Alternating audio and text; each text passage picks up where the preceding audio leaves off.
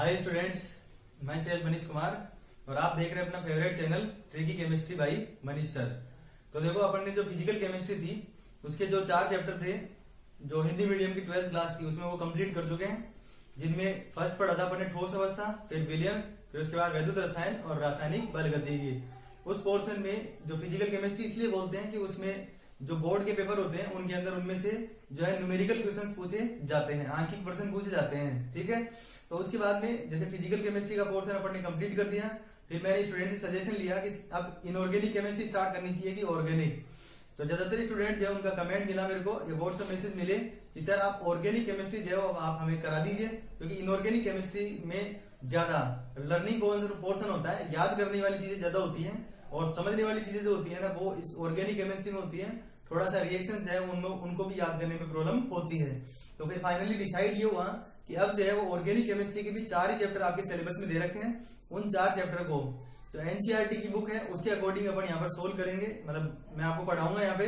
उसके अलावा अगर किसी स्टूडेंट कोई राजस्थान बोर्ड से बिलोंग करता है तो उसको राजस्थान बोर्ड में कुछ टॉपिक्स है ना एक्स्ट्रा है तो वो बाद में आपको मैं करा दूंगा। अभी एनसीईआरटी की बुक के अकॉर्डिंग अपन सिलेबस को चलने देंगे। तो देखो, आपका जो 1 to 4 तक चैप्टर थे वो किसके थे? फिजिकल केमिस्ट्री के, फिर उसके बाद में इनऑर्गेनिक केमिस्ट्री के हैं, और 10वां जो चैप्टर है आपका 10वां पार्ट वो जो है ना वो है ऑर्गेनिक केमिस्ट्री का। तो 10, 11, 12 और 13 ये 4 चैप्टर जो है ना आपके पास किसके हैं? ऑर्गेनिक केमिस्ट्री के हैं। सबसे पहले मैं आपको एक एडवाइस देना चाहता हूँ, वो एडवाइस ये है कि अगर कोई भी बंदा जो है आज क्लास देख रहे हैं तो वो क्लास को जब भी वो ऑर्गेनिक केमिस्ट्री का वीडियो देखें तो पूरा वीडियो देखे हो, क्योंकि जब तक आप पूरा वीडियो नहीं देखोगे तब तक आपको जो आगे टॉपिक आएंगे उनमें बहुत ज्यादा प्रॉब्लम होगी। और स्टूडेंट इसीलिए पीछे रह जाता है ऑर्गेनिक केमिस्ट्री में, क्योंकि वो जो है ना उस क्लास को सीरियस नहीं लेता, चाहे ऑफलाइन की बात करें चाहे ऑनलाइन की बात करें।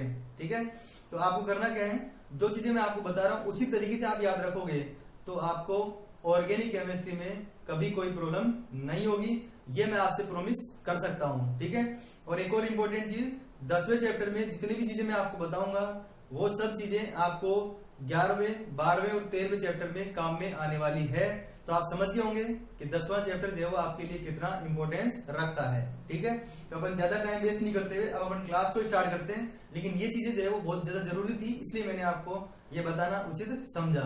ठीक है, तो अब जो चैप्टर स्टार्ट करेंगे वो करेंगे हेलो एल्केन और हेलो एरीन, जो 10th चैप्टर अपना है।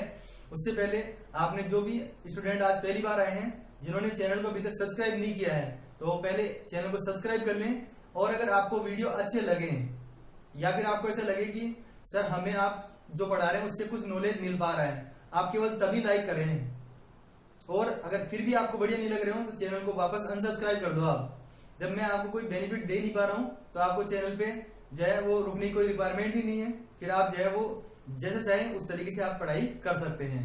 बाकी जहां तक मेरा तो बिलीव है, पिछले 15 सालों का जो एक्सपीरियंस है उससे मैं आपको ये जरूर कह सकता हूं कि आपको किसी भी तरह का कोई डाउट नहीं बचेगा।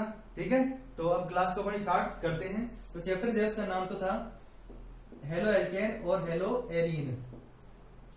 उसमें से चैप्टर का नाम आप लिख सकते हैं हेलो एल्केन और हेलो एरीन, और 10वां पार्ट ये है। ठीक है, इसको आप अलग से एक कॉपी बना लें, बिल्कुल न्यू कॉपी। अगर बिल्कुल उसके अंदर आप इसके नोट्स प्रिपेयर करें, क्योंकि जो अगर कुछ पेज आपके पास बच गए होंगे पहले वाली कॉपी में तो उसमें आप इनऑर्गेनिक के चैप्टर कर सकते हैं, ऑर्गेनिक की आप पर्टिकुलर एक कॉपी अलग से बना लें। ठीक है, और नोट्स प्रिपेयर करें साथ के साथ। देखिए, सबसे पहले हेलो एल्केन किसे कहते हैं? तो हेलो का मतलब होता है हेलोजन, इसको लिखते हैं एक्स से, और एल्केन का मतलब होता है वे हाइड्रोकार्बन जिनमें केवल सिंगल बॉन्ड होते हैं। सी और एच में इसलिए लिखा है क्योंकि ये हाइड्रोकार्बन होते हैं। जैसे अगर मैं आपको इसकी परिभाषा बताऊं, मैं किसी भी टॉपिक के लिए आपको ऐसे नहीं कहूंगा कि इसकी परिभाषा आपको रटनी है, परिभाषा आपको बनानी है, और बनाना सीख जाओगे तो आगे वाले बाकी यौगिकों की परिभाषा भी आप आसानी से बना पाएंगे। तो जैसे ये लिखा हुआ है CH4, इसमें से एक हाइड्रोजन हटाओ, क्या बचेगा? CH3। इसकी जगह पे एक हाइड्रोजन जोड़ दो तो क्या आंसर आएगा? CH3X। क्या आंसर आएगा? CH3X। तो जो CH4 होता है ना, CH4 उसको बोलते हैं मेथेन, और CH3 को बोलते हैं मेथिल। क्या बोलते हैं? मेथिल। और X जुड़ा हुआ है तो बोलेंगे इसको एलाइड। और अगर IPC नाम लिखेंगे इसका तो जो X होता है उसको बोलते हैं हेलो, अगर Cl होता तो क्लोरो, Br होता ब्रोमो, I होता आयोडो। इस तरीके से इसमें कितने कार्बन है? एक कार्बन है और सिंगल बॉन्ड है, इसलिए मेथेन। तो क्या नाम हो गया? Hello methane. अगली बात समझ में, इसलिए हेलो मेथेन के आधार पर इसको हेलो एल्केन लिखा हुआ है। अब मैं बता रहा हूं आपको इसकी परिभाषा। तो एल्केन है ना, उनकी सिंपलेस्ट फॉर्म ये हो सकती है, इसमें से H हटाकर आप X जोड़ दो, आंसर जो आएगा वो आएगा RX। परिभाषा सुनो ध्यान से।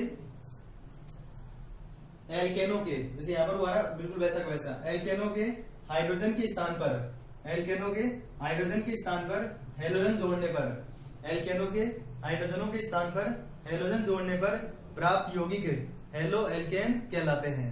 क्या कहलाते हैं? हेलो एल्केन कहलाते हैं। इसका मतलब क्या हुआ कि किससे बने ये? एल्केनो से। किससे बने? एल्केनो से। दूसरी तरीके से भी परिभाषा बोल सकते हो आप कि एल्केनो के हाइड्रोजनों का प्रतिस्थापन हेलोजनों द्वारा करने पर, एल्केनो के हाइड्रोजनों का प्रतिस्थापन हेलोजनों द्वारा करने पर प्राप्त यौगिक हेलो एल्केन कहलाते हैं। अगर इसके अंदर अगर एक हाइड्रोजन की जगह पे एक हेलोजन लगाया है तो उसको या तो बोल सकते हो आप मोनो हेलो एल्केन, या फिर बोल सकते हो एल्किल हैलाइड। जैसे अपन यहाँ पर कितने हाइड्रोजन हटाए? केवल एक, इसलिए इसको क्या बोल सकते हो आप? Alkyl halide. क्या बोल सकते हो? Alkyl halide. तो परिभाषा मैंने आपको बता दी है, इसकी परिभाषा में आपको कोई दिक्कत नहीं होगी। दूसरी जो चीज है वो कौन सी है? दूसरी चीज है कि जो एल्केन होते हैं, एल्केन उनमें सारे बॉन्ड जो है वो कैसे होते हैं? सिंगल होते हैं। सिंगल एल्केनों में सिंगल बॉन्ड होते हैं। इसका मतलब यहाँ पर जो आ रहे हैं ना, उनमें भी कौन से बॉन्ड है? सिंगल बॉन्ड ही है।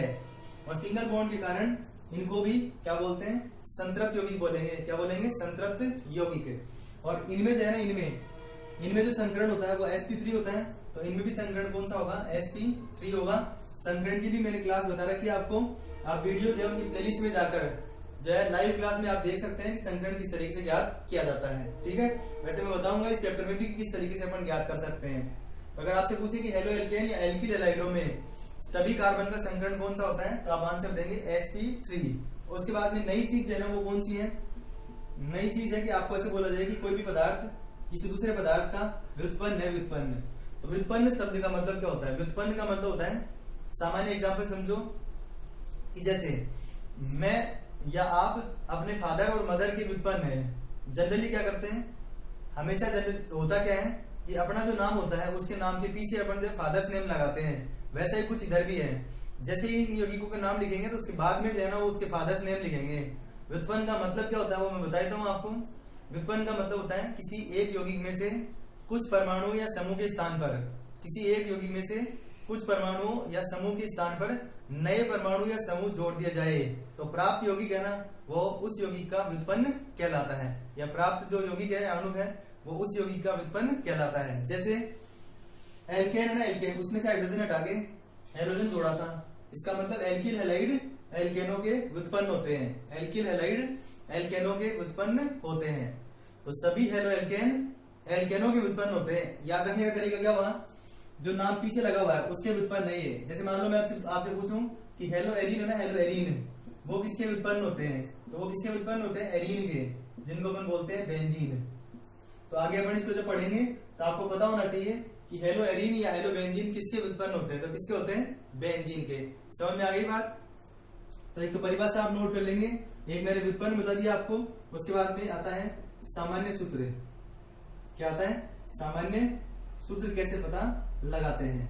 ठीक है, किसी भी यौगिक का सामान्य सूत्र पता लगाना हो उसके लिए आपको है ना इतना सूत्र आप फिक्स रख लो। बस ऐसे किसी का पूछे ना आपसे तो इतना सूत्र तो आपको फिक्स रखना है। ठीक है, और इसका मतलब समझ में आना चाहिए। इसका मतलब क्या होता है? इसका मतलब होता है जितने कार्बन है उसके डबल हाइड्रोजन। मतलब एक कार्बन है तो CH2 होना चाहिए, दो कार्बन है तो C2H4, तीन कार्बन है तो C3H6 ऐसे। अब इस यौगिक में कार्बन लगा के देखते हैं, तो कार्बन लगा के देखिए, मान लो लिख CH3Cl। कितने कार्बन है? एक कार्बन, लेकिन हाइड्रोजन कितने हैं? 3। इसका मतलब क्या हुआ? ये एक कार्बन के अनुसार कैसा होना चाहिए था? CH2 होना चाहिए था, लेकिन इसमें कितने हो गए? 3। इसका मतलब क्या हो जाएगा? +1। ठीक है, अब कार्बन और हाइड्रोजन को तो अपन ने खत्म कर दिया, उसके अलावा जो बचा हुआ है वो क्या है? यहाँ पर X। ठीक है, तो अगर आपसे पूछे एल्किल हैलाइडों का सामान्य सूत्र क्या होगा? एल्किल हैलाइडों का, तो एल्किल हैलाइडों का सामान्य सूत्र जो है वो ये होगा CnH2n +1 X। ठीक है, अब ये हो गया पहली चीज, परिभाषा हो गई। फिर अपन ने व्युत्पन्न बता दिया, किसके व्युत्पन्न होते हैं, कौन सा संकरण होता है। मतलब सभी हेलो एल्केनों में कार्बनों का संकरण कौन सा होता है, sp3 या sp3 संकरित अवस्था में होते हैं। सामान्य सूत्र बता दिया। अब मैं आपको कुछ ऐसी चीजें बता रहा हूं जिससे अब जो ये टॉपिक था वो आपको बहुत आसानी से समझ में आ जाएगा, क्योंकि अभी अपन ने क्या किया, केवल प्रतिस्थापन कितने किए हैं, एक ही प्रतिस्थापन किया है। कितने प्रतिस्थापन किए, केवल एक। लेकिन अब अपन देखेंगे कितने प्रतिस्थापन मैक्सिमम हो सकते हैं, अधिकतम कितने प्रतिस्थापन किए जा सकते हैं। तो देखो सबसे छोटा एल्केन ले लेते हैं CH4, इसमें से हाइड्रोजन हटाएंगे क्या बचेगा, CH3। फिर हाइड्रोजन हटाएंगे इसमें से क्या बचेगा, CH2। ठीक है, फिर हाइड्रोजन हटाओगे क्या बचेगा, CH, और फिर हटाओगे तो क्या बचेगा, C। ठीक है, जितने हाइड्रोजन हटा रहे हो उतने हाइड्रोजन जोड़ते चले जाओ। तो जैसे इसमें जोड़ दिया हाइड्रोजन तो CH3Cl, एक हाइड्रोजन हटाया एक CH जोड़ा, तो एक तो पहले से है, एक और इसके अंदर आ जाएगा तो क्या हो जाएगा, CH2Cl2। इसमें भी एक CH जोड़ देंगे, एक हाइड्रोजन हटा देंगे, क्या हो जाएगा, CHCl3। और इसमें भी एक Cl और H है ना उसको हटाकर क्या आ जाएगा, CCl4। ठीक है, अब मैं इनके आगे जो है ना वो ये बता रहा हूँ आपको कि किस तरीके से इनके सामान्य नाम लिख सकते हैं, किस तरीके से आयुर्वेद नाम लिख सकते हैं, और किस प्रकार प्रत्येक यौगिक है ना, प्रत्येक यौगिक है जो प्रत्येक यौगिक है उसके जो है प्रत्येक यौगिक जो अपने पास यहाँ पर दे रखा है उसके सामान्य सूत्र का पता कैसे लगा सकते हैं। ठीक है, तो देखो CH4 है ना, CH4 उसका नाम तो क्या था, मेथेन। क्या नाम था, मेथेन। इसका नाम क्या हो जाएगा, तो Cl है तो क्लोरो, Cl है तो क्लोरो, और एक कार्बन है और सिंगल बॉन्ड है तो मेथेन, तो क्लोरो मेथेन। ठीक है, अभी आप देख पाएंगे कि इसका नाम है ना इन सब में आ जाएगा, ये मेथेन। इसमें कितने क्लोरो हो गए, 2, तो क्या नाम हो गया, डाई क्लोरो मेथेन। क्या नाम हो गया, डाई क्लोरो मेथेन। ऐसे इसका नाम लिखेंगे तो क्या हो जाएगा, ट्राई क्लोरो मेथेन। क्या हो जाएगा, ट्राई क्लोरो मेथेन। ठीक है, और ये क्या हो जाएगा, टेट्रा, ये क्या हो जाएगा, टेट्रा क्लोरो मेथेन। तो आपको पता लग गया होगा यहाँ पर कि मेथेन का जो नाम है ना, मेथेन का नाम वो इन सब में आ रहा है। इसका मतलब ये जितने भी चारों यौगिक लिखे हुए हैं वो सारे के सारे किसके व्युत्पन्न है, मेथेन के व्युत्पन्न होते हैं। तो जो पहला वाला नाम अपन ने लिखा है वो कौन से नाम है इनके, IUPAC। वैसे अपन IUPAC नाम इनके सबके अलग से भी लिखेंगे। उसके बाद में मैं लिख रहा हूं इनके जो रूढ़ नाम होते हैं वो कौन से होते हैं, रूढ़ या सामान्य नाम। तो जो मेथेन होता है, मेथेन उसका जो रूट नाम होता है वो होता है मार्स गैस। क्या नाम होता है, मार्स गैस। मार्स नाम इसलिए पड़ा क्योंकि ये दलदली क्षेत्र जो है, दलदली क्षेत्र वहां पर ये बनती है, और दलदली क्षेत्रों को बोलते हैं मार्सी एरिया, इसलिए इसको बोलते हैं मार्स गैस। ये CNG संपीड़ित प्राकृतिक गैस का मुख्य अवयव होती है, CNG का मुख्य अवयव। इसका नाम लिखेंगे तो CH3 का नाम क्या बताया था अभी, मेथिल। CH3 का नाम मेथिल और Cl का क्लोराइड, तो क्या नाम हो गया, मेथिल क्लोराइड। इसमें लिखेंगे तो ये क्या हो जाएगा, सॉरी इसका लिखेंगे तो CH2 क्या बोलेंगे, मेथिलीन। याद रखने हैं सारे नाम आपको ये। इस CH3 को बोलते हैं मेथिल, CH2 को बोलते हैं मेथिलीन। ठीक है, और यहां पर आ जाएगा क्लोराइड, मेथिलीन क्लोराइड। CH3 को वैसे तो बोलते हैं मेथिलीडीन क्लोराइड, लेकिन पूरी बुक में या पूरे सिलेबस में कहीं भी ये वाला नाम इसका यूज नहीं किया होता है। बाकी एक और कम करते तो इडीन लग जाता है। इसका जो नाम लिखेंगे और या फिर याद रखना है वो होता है इसका नाम क्लोरोफॉर्म।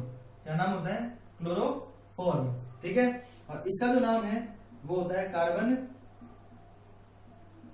Tetrachloride, carbon tetrachloride. अब देखो आपको यहाँ पर एक चीज नजर आई होगी, वो कौन सी है, वो है कि इस वाले यौगिक में जो 4 लिखा हुआ है ना, 4, ये जो 4 है इसको लिखा गया है यहाँ पर टेट्रा। इसमें जो 3 है उसको ट्राई लिखानी है, इसमें जो 2 है उसको डाई यहाँ पर नहीं लिखा है। तो ये कब लिखते हैं और कब नहीं लिखते हैं। तो देखो इस CH2 का विशेष नाम है मेथिलीन। इसका मतलब क्या हुआ कि इसके अंदर अपन को पता है कि 2 क्लोरीन लगेंगे, इसमें इसको मेथिलीडीन बोलते हैं, इसमें फिक्स पता है कि 3 लगेंगे। अब इस C का कोई विशेष नाम नहीं था और विशेष नाम नहीं था इसलिए इसमें टेट्रा लगाना पड़ा। अंतिम जो काम है वो है कि इनका सामान्य सूत्र है ना वो कैसे पता लगाएंगे। तो एल्केन जो होते हैं, एल्केन उनका सामान्य सूत्र क्या था, CnH2n+2। किसी को नहीं पता हो तो भी उसका तरीका मेरे पास क्या था, मैंने बताया था आपको कि CnH2n आप फिक्स लिख दो, इसका मतलब क्या हुआ, एक कार्बन है तो 2 हाइड्रोजन होने चाहिए, लेकिन यहाँ पर कितने हैं, 4, इसका मतलब 2 ज्यादा है। ठीक है, इसमें देखेंगे तो क्या आ जाएगा, CnH2n, इसमें भी एक कार्बन और 2 हाइड्रोजन होते तो इतना आता, लेकिन हाइड्रोजन कितने हैं, 3, तो यहाँ पे क्या आ जाएगा, 1 आ जाएगा, और एक हाइड्रोजन है इसलिए X। ठीक है, ये क्रॉस नहीं है, X है। इसमें देखेंगे तो क्या होगा, CnH2n, तो देखो इसमें एक कार्बन है, 2 हाइड्रोजन है, इसमें कोई भी चेंज नहीं होगा, लेकिन हेलोजन इसमें कितने हैं, 2, तो क्या हो जाएगा, CnH2n X2। इसमें देखो, इसमें क्या होगा, CnH2n, एक कार्बन है, 2 हाइड्रोजन होने चाहिए, लेकिन 2 से भी कम है इसके अंदर, और 2 से भी कम है, इसका मतलब एक कम हो गया तो -1, और आंसर आ जाएगा X3।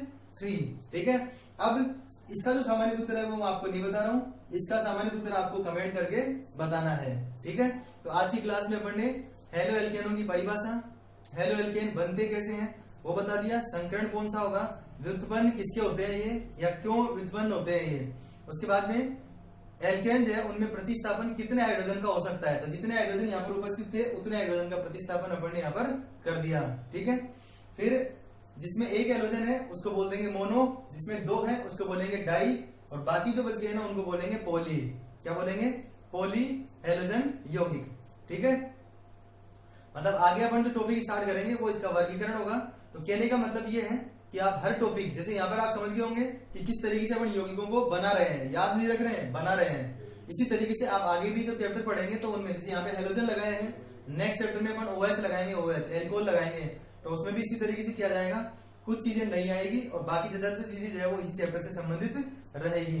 तो आज की क्लास में मैं इतना ही बताऊंगा आपको, और इनको आप प्रिपेयर कीजिए, लेकिन क्लास है ना, क्लास उसको कंटिन्यू रखिएगा, बीच में गैप नहीं दिया, क्योंकि ऑर्गेनिक केमिस्ट्री में सबसे ज्यादा जरूरी जो होता है ना वो होता है रेगुलरिटी। रेगुलर आपको क्लास के अंदर प्रेजेंट रहना है, नोट्स प्रिपेयर करो, किसी तरह का कोई डाउट है तो व्हाट्सएप नंबर मैंने आपको दे रखे हैं, वहां से आप व्हाट्सएप कर सकते हैं किसी भी टॉपिक में आपको प्रॉब्लम है तो। ठीक है, और चैनल को अगर सब्सक्राइब नहीं किया हो तो पहले चैनल को सब्सक्राइब कर दें और बेल आइकन को प्रेस कर दें, जिससे कि आपको नोटिफिकेशन सबसे पहले मिल जाए। और इसी तरीके से चैनल के साथ बने रहते हुए सभी स्टूडेंट जो भी आपके कॉन्टेक्ट में, वहां तक आप इनको शेयर कीजिए। Thanks for watching.